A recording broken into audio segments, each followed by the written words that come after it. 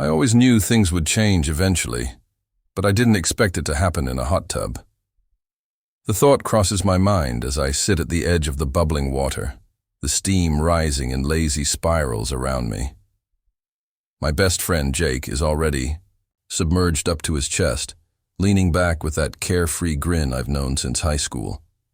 His dark hair is slicked back, and the soft glow of the patio lights makes his skin look almost golden. It's weird how I notice that now, how I've been noticing little things about him more and more lately. We're at his parents' lake house, our usual summer getaway since college. It's always been a tradition, just the two of us, escaping the chaos of the city for a few days. Normally it's easy, comfortable, like slipping into an old worn-in sweater. But this time, something feels different. Maybe it's because we haven't spent as much time together lately. Jake's been busy with work, and I've been buried in grad school assignments. Or maybe it's just me, overthinking things like usual. I let my feet dangle in the water, watching Jake toss a beer can into the recycling bin with a lazy flick of his wrist. He gives me that lopsided smirk, the one that usually means he's about to challenge me to something ridiculous. "You gonna just sit there all night? Or are you getting in?" he teases, scooping a handful of water and flicking it in my direction. A few drops hit my leg, and I shiver, not from the water, but from the way his eyes linger a little too long. "Give me a second. It's freezing out here," I mumble, pretending to adjust the waistband of my swim trunks. Truth is, it's not that cold. I just can't shake the nervous energy buzzing under my skin. It's ridiculous. We've done this 100 times before. Just two friends hanging out, talking about life and occasionally ribbing each other over dumb stuff. But tonight, every movement feels charged, like there's something simmering under the surface. I finally muster the courage to slip in, the hot water wrapping around me like a heavy, comforting blanket. Jake shifts to make room, his arm brushing mine. I force myself to relax, but my heart pounds faster than I'd like to admit. "So," he says, his voice low and casual, "you gonna tell me why you've been acting weird since we got here?" My stomach flips. I didn't think I'd been that obvious. I glance at him, trying to gauge whether he's joking or genuinely curious, but his expression is surprisingly serious. "Just been a long week," I lie, focusing on the way the water swirls around my hands. Jake doesn't buy it. He never does. He's always been good at reading me, which is both comforting and terrifying. He chuckles softly. "Right. Well, whatever it is, it's not like you to be this quiet. I was starting to think you didn't miss me." His words hit me harder than I expected, and I swallow the urge to say something stupid like, "I missed you more than you know." Instead, I force a laugh, splashing him lightly. "You're such an idiot." Jake just grins, but there's something softer in his gaze now, like he's seeing through me. I sink deeper into the water, trying to hide the blush creeping up my neck. Jake and I had been friends since our freshman year of high school. Back then, he was the guy with the too big laugh and the messy hair, always cracking jokes in the back of class, while I was, well, the opposite. Quiet, a little reserved, the kid with his head stuck in a book more often than not. We got paired up for a biology project neither of us wanted to do, and somehow, in between complaining about dissecting frogs and cramming for finals, we just clicked. Our friendship wasn't effortless, but it was solid. Jake was loud, where I was quiet, reckless where I was careful, and somehow it balanced out. He dragged me to parties I would have otherwise avoided, and I kept him grounded enough to pass his classes. People joked we were like some kind of sitcom duo, the jock and the nerd, except neither of us fit those molds entirely. We were just us. The lake house became part of our tradition during sophomore year of college. His parents would travel for the summer, leaving it empty, and Jake would always invite me up. Just the two of us, surrounded by miles of forest and the stillness of the water. It was our escape, our bubble away from everything else. This year felt different, though. Maybe it was the fact that Jake had just gotten out of a messy breakup, or maybe it was the way he looked at me sometimes. Longer than usual, his eyes catching mine before he'd quickly glance away. It made my stomach twist with something I couldn't name, and I'd find myself replaying those moments late at night, wondering if I was imagining it. "You remember that time we almost got stuck out here?" Jake asked suddenly, leaning back, in the water and stretching his arms across the edge of the tub. I laughed, the memory hitting me instantly. "You mean when your dad's old boat broke down in the middle of the lake and we had to paddle back with those tiny oars?" Jake snorted. "Pretty sure we almost died. We were like 50 feet from the dock. Yeah, but it felt like 50 miles with you whining the whole time." He grinned, eyes sparkling with mischief. "I wasn't whining," I shot back, flicking water in his direction. "I was whining. You're such a jerk." He just laughed, the sound easy and familiar, and I couldn't help but smile back. It was moments like this, simple, unguarded, that made everything feel normal again, like I wasn't analyzing every stray touch or the way his smile lingered a little too long. I shifted slightly, stretching my legs under the water until my foot brushed his.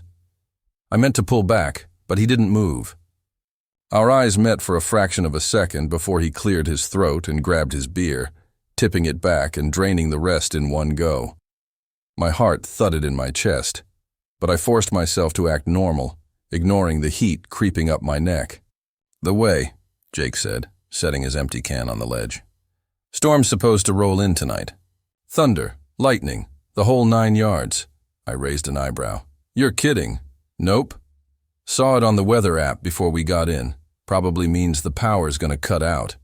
You remember last time that happened?" I did. We'd been stuck in the dark for hours, playing card games by candlelight and listening to the rain hammer against the windows. The thought of it sent a strange thrill through me, and I wasn't sure why. "Guess we better find those flashlights." Jake just grinned, stretching his arms behind his head. "Or we can just wing it. Makes it more fun that way." "Your version of fun usually ends with me regretting something." He chuckled, that warm, easy sound that always made my chest feel lighter. "Maybe this time will be different." I looked at him, really looked at him, and for a moment, the air between us felt heavy, charged with something unspoken. His eyes held mine just a little too long, and I felt my breath catch. He broke the gaze first, running a hand through his, wet hair and laughing like he was shaking something off.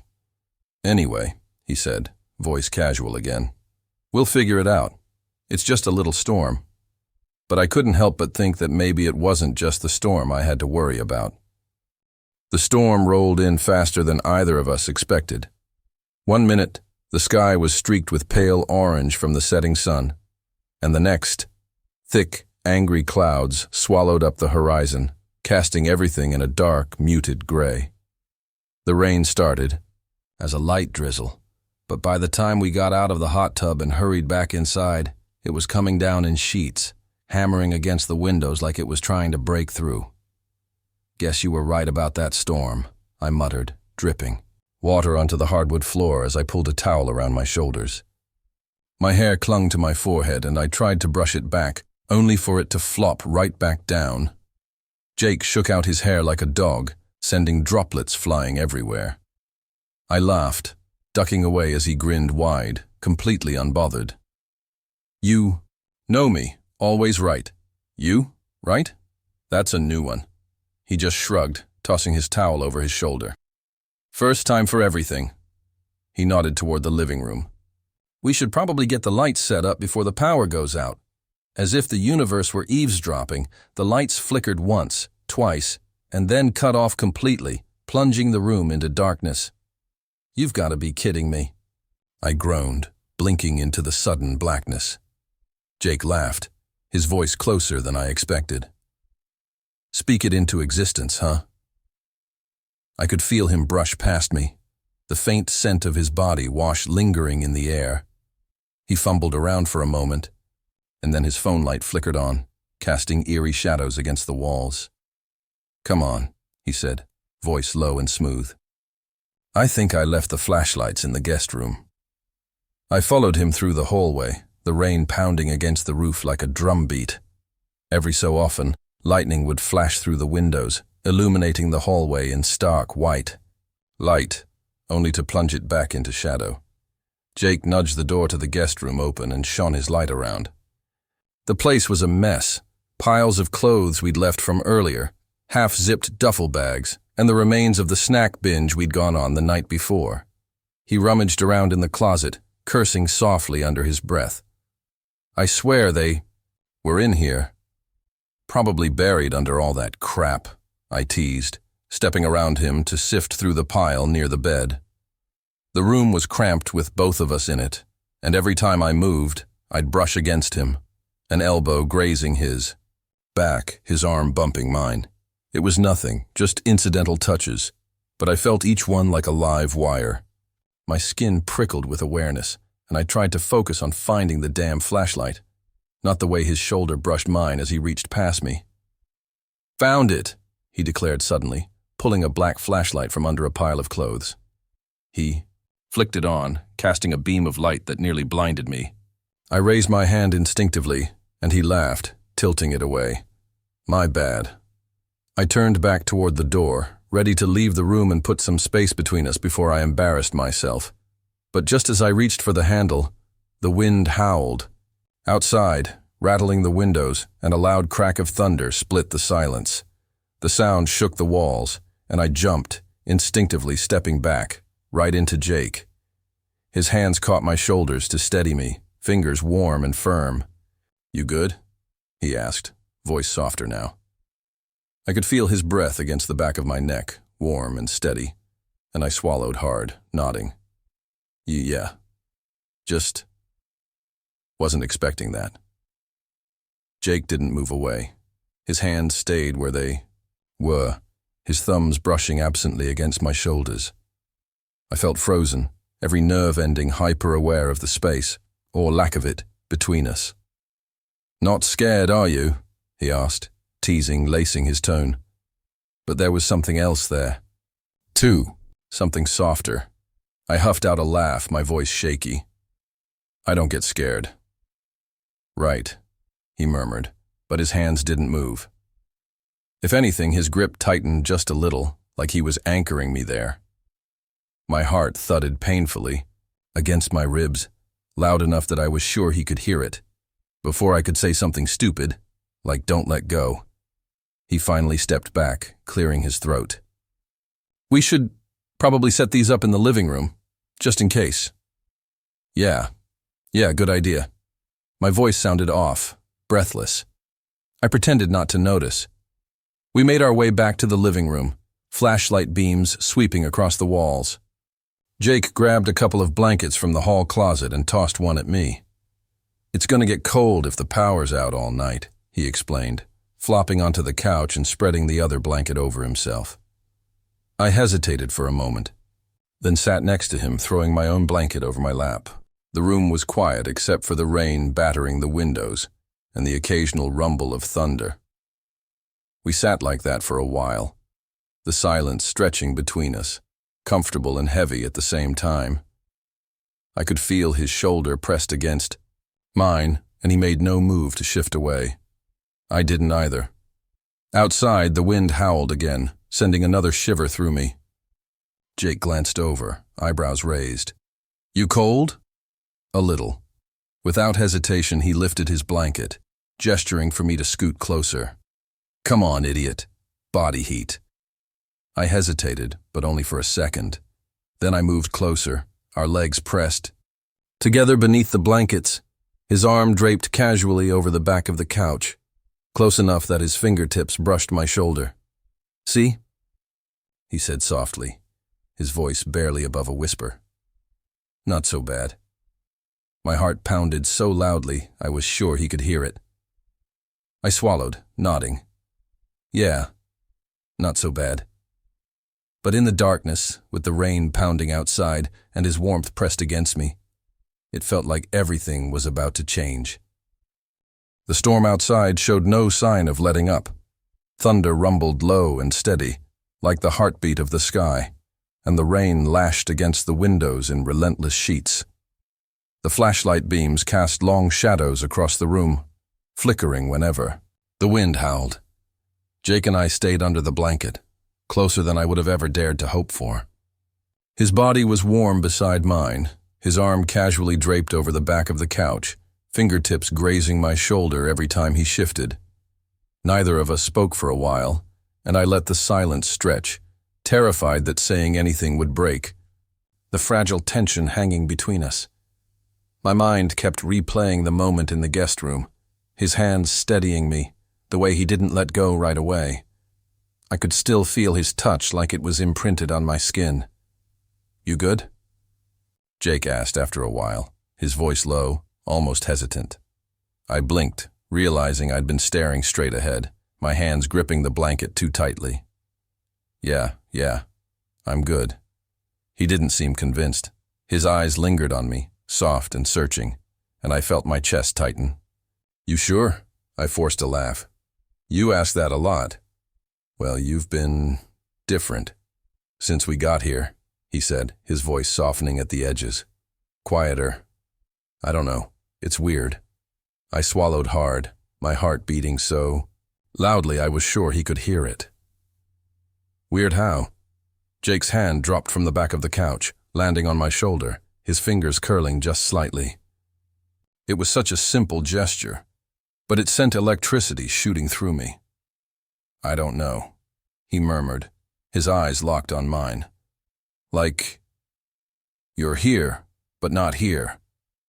Like there's something you want to say, but you won't." My breath caught. He wasn't wrong. There were a million things I wanted to say, all of them clawing at the back of my throat, fighting to get out. But I'd kept them buried for so long that I didn't know if I could force them up now. I laughed shakily instead, breaking eye contact. "You're reading too much into it. I'm fine." Jake didn't move his hand. If anything, his grip tightened, just a little. "You know you're a terrible liar, right?" I swallowed, my throat dry. "Am I?" "Yeah." He leaned back, studying me with those sharp eyes of his, the ones that always saw right through me. His voice softened. "Come on, man. Just tell me. What's going on?" I didn't answer right away. My eyes dropped to his hand, still resting on my shoulder, the weight of it heavy and warm. I felt his thumb brush against the fabric of my shirt, the touch so light I almost thought I imagined it. "Jake." His name slipped out before I could stop it, and he tilted his head, eyebrows raised. "Yeah?" My mouth went dry. I wanted to brush it off, make some stupid joke like I always did, but the words wouldn't come. Instead, I just stared at him, my heart hammering against my ribs, the confession clawing its way to the surface. "Do you ever—" I hesitated, licking my lips nervously. "Do you ever think about us?" His brow furrowed. "Us?" "Yeah." My voice cracked, and I hated how vulnerable it sounded, how raw. "Like, more than friends." I waited for him to laugh, to brush it off like I was joking. I even braced for it. But it didn't come. Instead, he just stared at me, his hand still on my shoulder, his expression frozen somewhere between confusion and surprise. "What are you saying?" he asked, his voice barely above a whisper. My heart lurched painfully. I could feel the air shift between us, like the room had grown smaller, tighter. I swallowed hard, looking down at my hands. "I'm saying I've been thinking about it a lot, and I don't know when it started, but it's there. I can't pretend it's not." The silence stretched, heavy and suffocating. I couldn't bring myself to look up, too afraid of what I'd find in his eyes. But then I heard him exhale, long and slow, like he'd been holding his breath this whole time. You've been thinking about it?" I nodded, my throat too tight to speak. There was a pause, and then I felt his hand slide from my shoulder, fingers brushing down my arm, stopping at my wrist. The touch was light, tentative. "You should have said something." I finally looked up, and his eyes were soft, warm, the corners of his mouth curved in the slightest hint of a smile. "I didn't know if you—" I trailed off, the words sticking. He shifted closer, his knee brushing mine under the blanket, his hand still wrapped around my wrist. "You're an idiot," he said quietly, but his tone was gentle. "Of course I think about it." My breath hitched. "You do?" His thumb traced a slow circle against my wrist, sending sparks skittering up my arm. "Yeah," he whispered, his voice rougher now, more honest. "I just didn't want to mess things up." I stared at him, my mind struggling to catch up. All this time I'd been sitting with this knot in my chest, terrified of ruining what we had, and he'd been thinking about it too. My gaze dropped to his mouth before I could stop it, and his eyes followed, his breath coming quicker. "You?" "No," he said, voice barely above a whisper. "I'm still not sure if you're going to punch me for this." I didn't get the chance to respond. He moved slowly, giving me every chance to back away, but I didn't. I couldn't. His hand slid up my arm, fingers curling around the back of my neck, and then his lips brushed mine, soft, tentative, like he was testing the water. A breath shuddered out of me, and I leaned into it, my hands coming up to grip his shoulders. His lips were warm, softer than I expected, and I felt his hand tighten against my neck, pulling me closer. The tension that had been building for years, finally snapped, unraveling between us in that single kiss. He pulled back first, his forehead resting against mine, our breaths mingling in the narrow space between us. His eyes flicked open, searching mine. "You okay?" I nodded, swallowing hard. "Yeah, more than okay." His mouth curved into a grin, soft and genuine. "Good." Outside, the storm raged on, lightning flashing behind the curtains. But inside, there was only the sound of our breathing, the weight of his hand still against my neck, and the dizzying realization that maybe, just maybe, everything had changed for the better. We stayed like that for a long time, foreheads pressed together, breaths mingling in the quiet space between us. Outside, the storm still raged, but it felt distant now, like it belonged to another world. In here, there was only the warmth of his hands, the faint curve of his smile, and the dizzying relief that came with knowing I wasn't alone in this. Jake's fingers slid from my neck, brushing along my jaw before settling on my shoulder. He leaned back slightly, his eyes locked, on mine searching. "So, I guess we're doing this," he said, voice low and threaded with disbelief. I couldn't help but laugh, the sound bubbling up from somewhere deep in my chest. "Looks like it."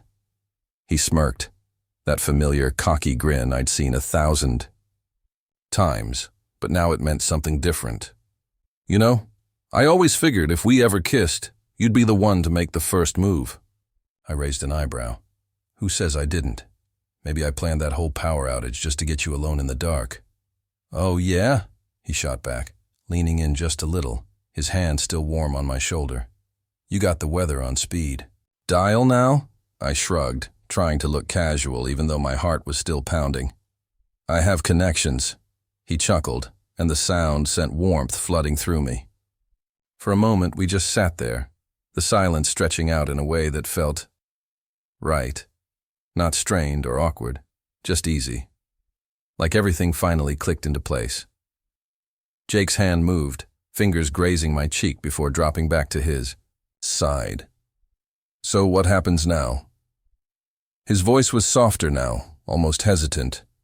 The question hung in the air, heavy with everything it meant. What happens now? Did we go back to normal? Pretend this never happened? Or did we step off the edge and just figure it out? I swallowed, meeting his gaze head on. "I don't know," I admitted. "But I want to find out." He watched me for a moment, his expression unreadable. Then slowly, he nodded. Me too. The relief that flooded through me was almost overwhelming. I let out a shaky breath I didn't realize I was holding, and his smile widened. God, you should have seen your face, he teased, nudging me with his shoulder. You looked like you were about to pass out. I rolled my eyes, shoving him back. Oh, shut up. Hey, I'm just saying. You were all pale and wide-eyed. I half expected you to faint right there on the couch. I huffed out a laugh. Yeah, well, you weren't exactly smooth yourself. I thought you were going to bolt the second I said something. Me? Run away?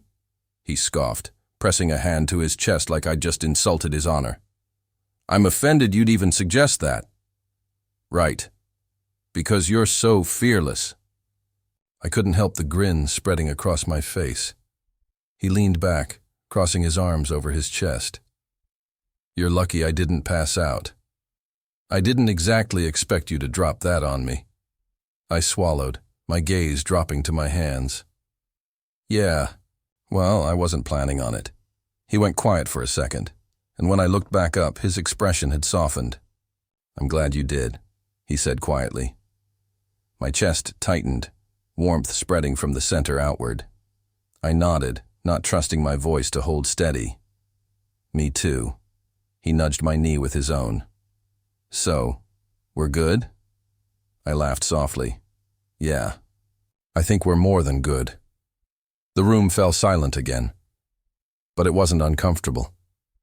If anything, it felt like the most natural thing in the world, just sitting there, shoulder to shoulder, with the rain hammering the windows and the air between us lighter than it had been in years. Jake cleared his throat, breaking the silence. Hey, he started, voice dropping a little. About all of this. I don't want it to be weird. I mean, we've known each other forever, and it won't be weird, I cut in, surprising even myself with how firm I sounded. His eyes flicked up, searching mine. We'll figure it out. I'm not going anywhere. His gaze softened, a slow smile spreading across his face. Good. The silence stretched again, but this time I didn't mind. I shifted closer, just enough that our knees touched, and he didn't pull away.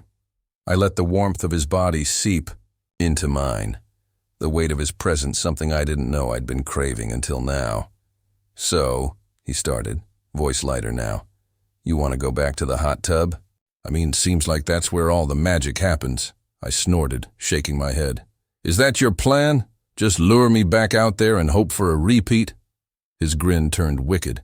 I'm just saying, it's got a good track record so far. I rolled my eyes, but I couldn't stop the smile that stretched across my face. You're insufferable. And yet, you're still here. I laughed, and he joined in, the sound echoing through the darkened room, drowning out the rain for just a moment. When we finally settled, I turned to him, my voice softer. Yeah, I said, letting the word linger. I'm still here. He didn't answer right away, but his hand found mine beneath the blanket, his fingers threading through mine, and I knew, no matter what came next, we'd figure it out, together. The rain had finally stopped by morning, leaving the cabin wrapped in a thick layer of mist that clung to the trees and hung in the air like a whisper. Sunlight fought its way through the clouds, casting long streaks of light across the living room floor where Jake and I sat, still wrapped in the blanket from last night, legs tangled and shoulders pressed together. He stretched, his arm brushing mine, and I felt that familiar flutter in my chest. Only now, it didn't come with that sharp edge of fear. Now it just felt right. I watched him yawn, rubbing the back of his neck as he glanced out the window. Guess we survived the storm, he murmured, his voice still thick with sleep. Barely, I teased, nudging his side. Thought you were gonna freak out when the lights went out. He shot me a look, his mouth quirking into a grin. Oh yeah? You didn't seem so cool and collected yourself. Pretty sure I heard you squeak when that thunder hit. I rolled my eyes, but the smile tugging at my lips refused to fade. He leaned back, stretching out on the couch, his hand coming to rest on my knee like it belonged there, like it always had. "So," he started, his voice dropping a bit. More serious now. "What happens when we get back?" The question hung between us, heavy and loaded with everything it implied. I glanced down at his hand, the way his fingers absently drummed against my leg, and I took a breath. "We figure it out," I said quietly. "We talk about it. We don't pretend it didn't happen." He considered that, nodding slowly. "You mean, we don't just act like it was a one-time thing?" I felt my throat tighten, but I held his gaze. "I don't want it to be."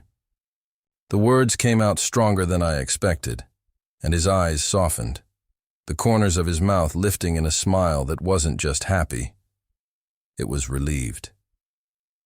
"Good," he said simply, his hand tightening just slightly on my knee. "Me neither." For a moment, there was only silence, the kind that felt comfortable and warm, stretching out between us like it had always been there. Then Jake leaned forward, his eyes flicking to mine. "So, about that hot tub." I snorted, shoving him back. "I'm not getting back in that thing. I swear you had me in there for hours last night." "Hey, you didn't complain." He waggled his eyebrows, and I couldn't help but laugh, the sound bright and unrestrained. "You're insufferable." "And yet," he said, his voice softening, "you're still here." There was a pause, one of those lingering moments where the whole world seemed to stop. His eyes met mine, steady and sure. I swallowed, my hand inching over his until our fingers tangled together, fitting perfectly. "Yeah," I replied, my voice barely above a whisper. "I'm still here." His gaze held mine, and I saw something flicker in his eyes. Hope, maybe, or something stronger. "Think you'll stick around for a while?" I squeezed his hand, feeling that warmth spread through my chest, anchoring me right there in that moment. "If you want me to." His smile was slow and genuine, the kind that reached his eyes and made them crinkle at the corners. He didn't answer right away. Instead, he just leaned in, pressing his forehead to mine, his breath warm and steady. "I want you to." I closed my eyes, letting the weight of his words settle around me. Outside, the world was waking up. Birds chirping, branches dripping with rain. But in that little cabin, it was just us, tangled up on the couch, our hands clasped tightly together. After a moment, he pulled back, his grin returning with full force. "So, do I still get breakfast? Or was that just a storm special?" I laughed, shaking my head. "I guess I can manage breakfast," he stretched out, groaning dramatically. "Good. I'm starving. All that confessing really takes it out of a guy." I stood up, rolling my eyes. Yeah, I'll make your damn eggs." I turned to head to the kitchen, but he caught my wrist, pulling me back to him. His eyes met mine, softer now, more open. "Hey," he murmured, voice low and warm. "I'm really glad we got stuck out here." My heart thudded in my chest and I swallowed hard. "Me too." He didn't let go right away, his thumb brushing the inside of my wrist, lingering just long enough to make my breath hitch. Then he released me, and I stumbled into the kitchen, feeling lighter than I had in years. Maybe things would be complicated when we got back. Maybe there'd be questions and awkward conversations and a whole lot of figuring out. But right now, in this little cabin with sunlight streaming through the windows and Jake's grin still lighting up the room, it didn't seem so scary. We'd figure it out. Together. And I knew, just like that first touch in the hot tub, just like the storm that forced us into honesty, sometimes the things you don't plan for are exactly what you need.